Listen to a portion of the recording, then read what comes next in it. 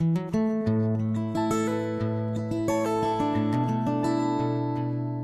1928, Josemaria Escriva was a young priest in Madrid. While making a retreat, he saw that God was asking him to start a new Catholic institution, Opus Dei, which would spread the message that all persons can find God in their ordinary activities. He set to work, but the social and political situation was hardly favorable. During the 1930s, Spain suffered a great deal of ideological conflict and turmoil. Communists, fascists, socialists, anarchists, conservatives all fought with each other. In many ways, this mirrored the ideological conflicts in Europe, but in Spain, it took on a religious hue.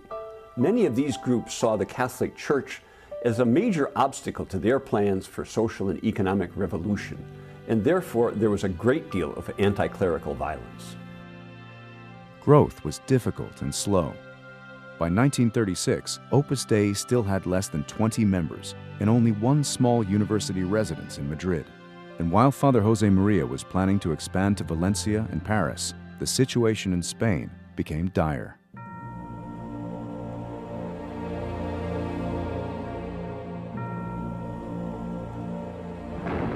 In July 1936, conservative elements in the army rose against the Spanish government, launching 3 years of civil war and a social and religious revolution that would leave more than 300,000 people dead.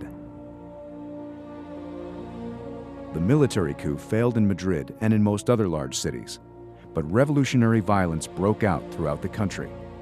In Madrid, churches were sacked and burned, and a mammoth manhunt for priests and other prominent Catholics began.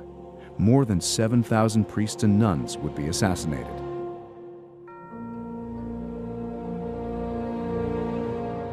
Father Josemaria immediately closed the residence and began wearing layman's clothes. He had to keep moving, hiding for a few nights at a time in the homes of friends. He had several close calls, and several of his best friends were assassinated. In front of his mother's house, a mob hanged a man they had mistaken for him. He suffered deeply because he could not say Mass or administer the sacraments. In October, Josemaria found refuge in an insane asylum where he feigned madness. He celebrated Mass often in his room, despite the danger of being discovered and denounced by members of the staff. He spent most of his day praying for the Church, the members of Opus Dei, and for all Spaniards on both sides of the conflict. When the asylum was no longer safe, Josemaria found protection in the consulate of Honduras. For 6 months, he, his brother, and 4 members of Opus Dei all lived in one small bedroom. He lost so much weight that when his mother came to visit, she didn't recognize him. He celebrated Mass often, preached frequently, and helped the others to turn this forced inactivity into an opportunity to grow in their spirit of prayer and sacrifice. Despite the prevailing atmosphere of intense partisanship, he refrained from criticizing the Republican authorities or joining in celebration of nationalist victories. More than a year into the war, with no end in sight, unable to preach or say Mass openly or pursue the development of Opus Dei, Father Josemaria made a difficult decision: to try to escape from the Republican zone, cross the Pyrenees Mountains into southern France, and re-enter Spain in the nationalist zone, where he could act publicly as a priest. Using false identification papers, he made his way from Madrid to Barcelona, where he and 7 companions joined a group of refugees guided by smugglers. The entire enterprise was extraordinarily dangerous. In Barcelona, militia groups constantly checked ID papers, and in the mountains, border guards had orders to shoot on sight anyone trying to cross the border.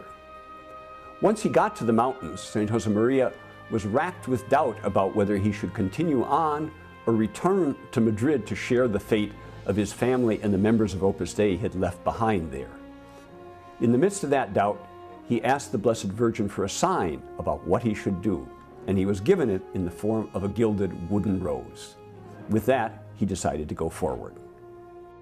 Nearly starved and weakened by months of inactivity, he barely survived the series of harrowing night marches through the mountains in the winter cold.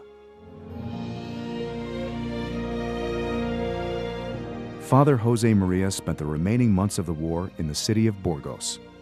He began re-establishing contact with people he had known in Madrid.